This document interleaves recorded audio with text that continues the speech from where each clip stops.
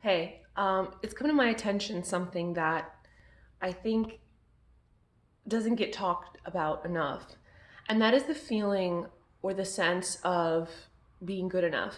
We live in an era where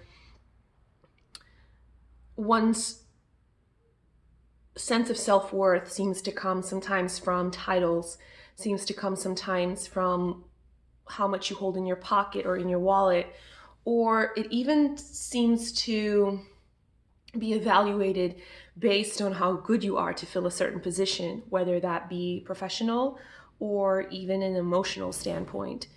And every day it is in essence, it's almost like a battle of you having to realize that there is no such thing as being good enough. There is no such thing as being even enough.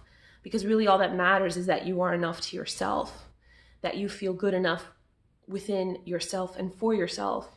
And a lot of experiences have shown me that it doesn't even matter the age in which you're living in. If you're 5, 6, 10, 15, 16, 18, in your 20s, about to be 30, or close to 40. The reality is, life will always present to you situations where it will make you feel like you're not good enough. You don't fit in for a particular role or for a particular position, or maybe it's just not meant for you. But I look at it from another perspective. Number one, not everybody can drive a Maserati, so not everybody can fit or fill the same role. Number two, you only have to be good enough to yourself, according to your standards and according to what makes you happy. That's what matters. And number three, you only have to care about the only one that's watching, and that's the guy up there, God. So when we sit and think to ourselves or contemplate the numerous times in which we feel like we could have done better, we could have done something different, we could have said something in a different way, we could have approached things in a different manner, remember the following three things: that not everybody can drive a Maserati. The only one that matters when it comes to being important or how you rate that is how you see yourself. And thirdly, the only spectator that truly matters in your life is God. And as long as you're doing things and you're analyzing things with that perspective, you are less likely to be hard on yourself.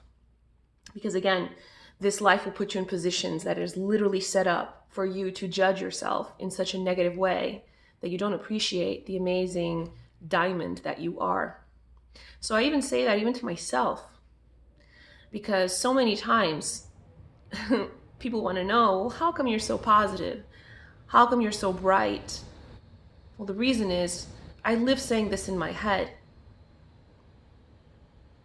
And I think that that's important. We need to remind ourselves your brain is a muscle. You can't just tell yourself this one time and that's it. You're going to always remember. You have to remind yourself of things. You have to reinforce the message in you. And if possible, reinforce it in others. Don't be afraid to let everyone know, or anyone around you, that you are extremely valuable, just like all of us in this world are valuable. But we each have unique characteristics. And some of those unique characteristics, some people just can't live without. So don't forget to let that shine and stop worrying about being enough.